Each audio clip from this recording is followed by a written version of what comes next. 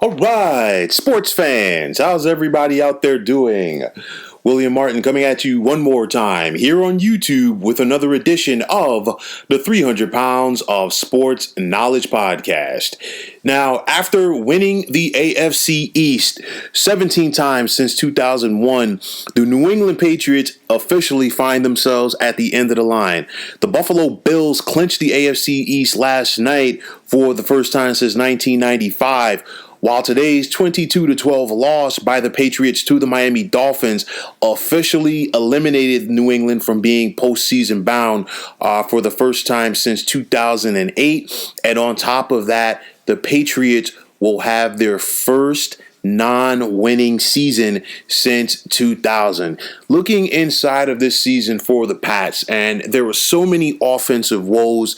This team was hamstrung all season long, never had anything to go or build off of in their passing attack, relying solely on their running game and also the legs of veteran quarterback Cam Newton. We also saw players opting out this year, key players such as linebacker Dante Hightower, as it really reshaped what the Pats are able to do defensively.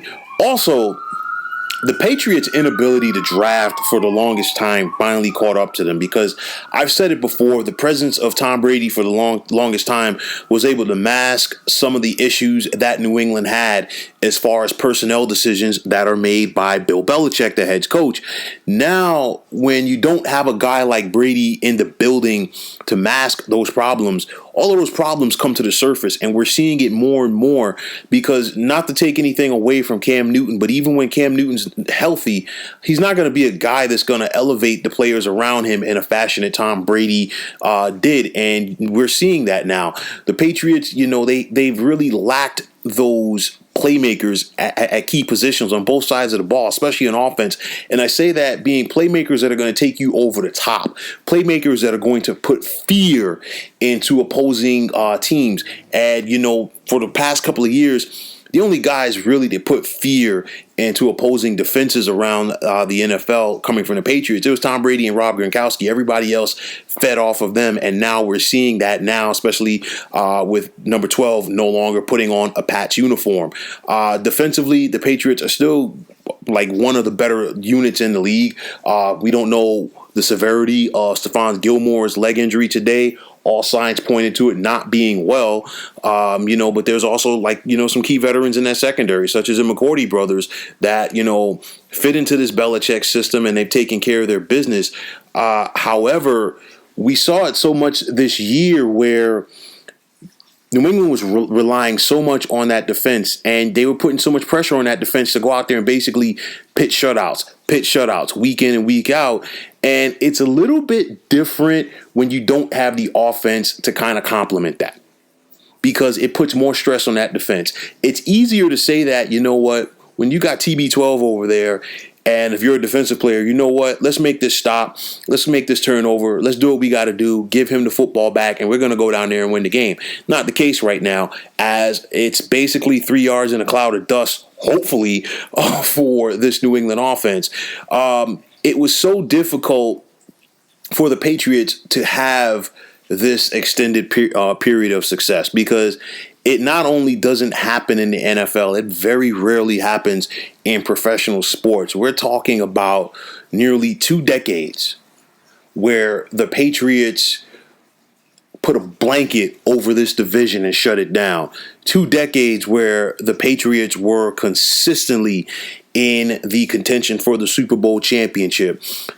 6 Super Bowl titles over that stretch, 9 appearances in the big game, 7 or 8 consecutive trips to the AFC Championship game. It just lets you know how special it was, and you knew at some point it would come to an end. And I know that there were some people who were holding out hope that the foundation and the trend could continue this year even without Brady, but that was not the case. And now it's going to be important for the Patriots to go back to the drawing board and retool this team. I think one thing that could help to expedite that process is if Patriots owner Robert Kraft steps in and gets another front office decision maker in there, meaning taking some of that away from Bill Belichick. It's going to be easier said than done. Will it be done? I'm not sure, because it would involve Belichick having to put his ego aside in order to let it happen. And you're talking about a guy who has won the third most games in NFL history as a head coach. Only George Halas and Don Shula have won more games than Belichick. Nobody has won more Super Bowl championships than Belichick. So it's very difficult for somebody of his ilk to sit back and say, you know what, I'm not getting this done. Let's bring somebody else in to help. Will it be done? I doubt it. Should it be done? Absolutely. But we're definitely going to have to wait and see. But the New England Patriots, for the first time in a long time, they're going to have extra time in the offseason to try to get their act together, try to figure it out. And this is going to be, I know some people said last season was an important offseason for the Pats, as, you know, Tom Brady was a free agent and he left town to join the Tampa Bay Buccaneers. I think that this upcoming offseason is going to be even more important than that, because if you're the Patriots franchise, you are at the crossroads.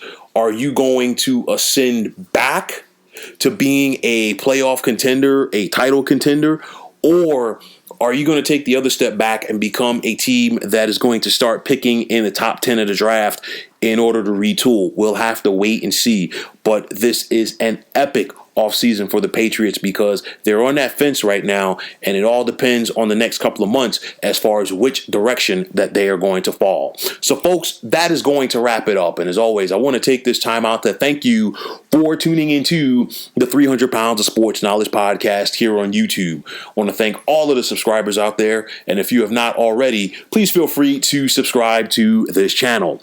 Now, if you are on Twitter, please feel free to follow me at 300 Pounds of Sports. And like I always say, if you follow me, it'll be my pleasure to follow you right back.